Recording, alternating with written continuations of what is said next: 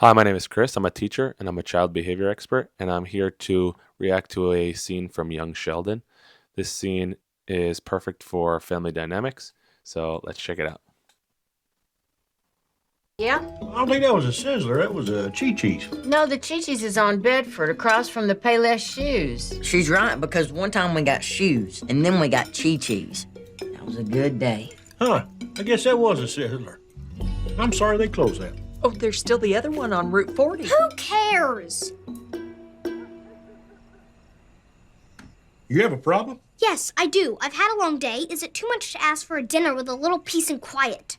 Sheldon, you do not talk to your father like that. Fine. I'd rather not speak to any of you. Maybe a... Okay, did you see that, guys? So you could tell from the mom's expression that she was not expecting for Sheldon to react like that. You could see that when your expectations don't meet reality, it becomes a conflict. I really loved how the dad led with a question. Instead of blowing up and feeding into what Sheldon was saying, he said, "Do you have a problem?" And it allowed Sheldon to express it a little bit, and then he ran off. And I also really liked how they didn't elevate it and chase him and make him more angry. They let him run away and leave him to talk in a little bit. No, I got this. George, maybe you should calm down first. I got this.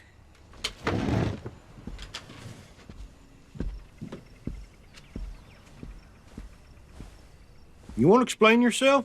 I'd rather just go to bed since I have to be up in a few hours anyway. Look, I understand you're tired, but that is no reason. I'm not just tired. I'm exhausted. Everything hurts. I get up in the morning to do this job I don't even like, and I'm doing it just for the money, and it's not even a lot of money.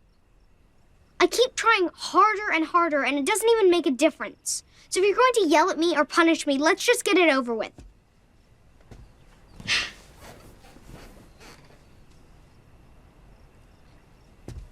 I'm not going to punish you. Okay, did you see that? I have been loving playing chess lately, and it has brought a different perspective on how to think about other people. And one of the things that I learned from it, that's a skill that I use with children now, is to think about another person's plan instead of just your own. So I thought I noticed with the dad that pause, it kind of seemed like he changed up what he was going to say. I kind of think you could see when he first came in, he had the idea to say, "You don't talk to people like that." But then that pause gave him a second to think about what Sheldon was saying, and it allowed him to change up his strategy. So I really liked how he paused, and now he's going to go about it a different way than maybe he was when he first came in the room.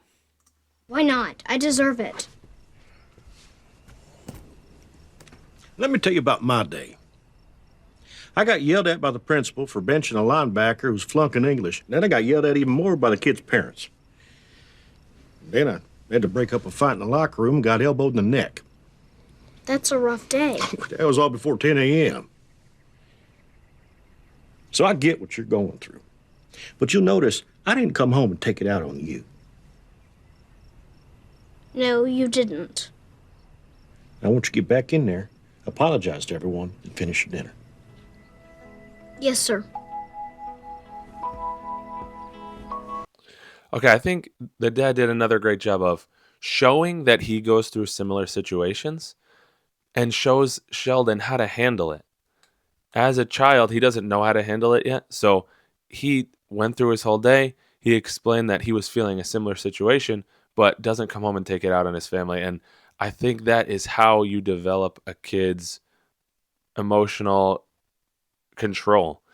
In the beginning, they have no emotional control, and you could see he just freaks out at the dinner table. But as you are able to be the one in control and not elevate it, you can teach them how to control and how to interact with emotions as they go forward in life. Think about it in the chess way. You think about where the child is coming from. In my experience, most of the time they come from either avoidance or wanting attention. So in this situation, I think he did want attention, and the dad gave it to him, but in a positive way, which I thought was great.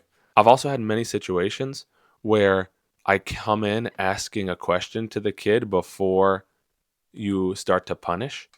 And there's been many times where I'll say, hey, are you okay? You usually don't act like this. And the kid will start crying because there probably is something else going on. And I think coming at it like that, where maybe they wanted the attention, wanted the fight, really changes it up on them. So they are playing checkers. You need to stop and think and play chess. My father's wisdom touched me deeply, which is why to this day, no matter what I'm going through, I am never irritating or abusive to any of my friends or loved ones. Ask them, they'll tell you. That's just so funny because you know from the show that he's actually really irritating. So I actually have one more little clip I want to show you guys from the same show. So I'm going to switch over to the next one.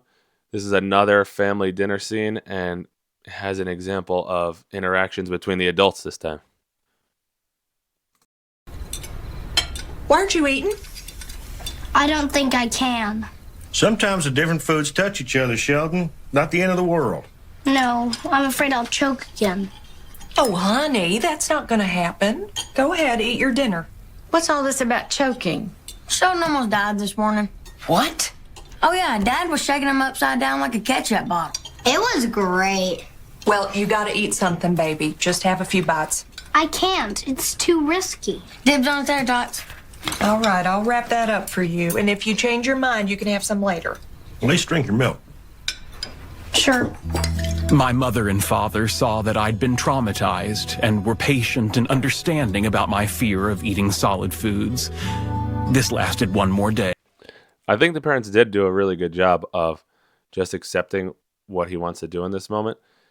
I really think this thing with food can be really scary for parents, and they force their kids to eat or they force them to finish their meals. But I think if you allow the kids to eat when they're hungry, they're going to eat eventually. They're not going to want to be hungry. So food can be a little tricky situation, but I really liked how they handled that. Sheldon Lee Cooper, if you don't finish that pork chop, I swear I will chew it up and spit it in your mouth like a mama bird. Do it, Mom.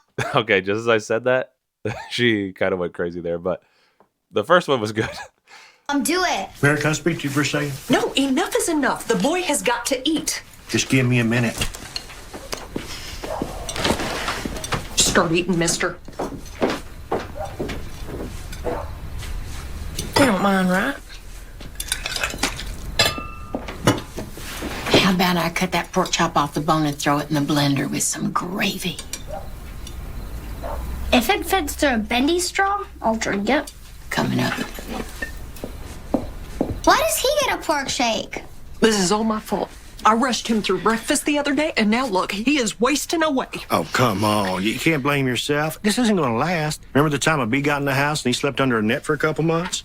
This is different. How? First of all, you let that bee in. The bee was your fault.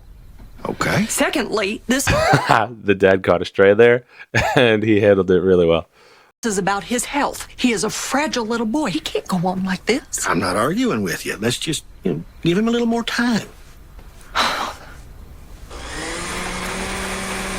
I've seen many adults not be on the same page and start fighting in front of the kids, or even worse, telling the kids different things. And then it blows up right there. I really like how they could tell they weren't on the same page, so they went and discussed it privately, and then they could come back and be united in the way they speak to Sheldon. I think this is a great idea. In my experience, when I have an adult who is doing something I don't really agree with, usually I just back them in the moment and then have this discussion later. Cutting it off in the middle, I don't know if that could be undercutting them a little, but I do think it's better than fighting in front of the kids. But I really love how they both came to kind of an agreement back here, and now I can imagine that they will be showing Sheldon the right way when they get back. Let me know what you think in the comments. I'll see you next time. Now what? Sounds like your mom's making margaritas.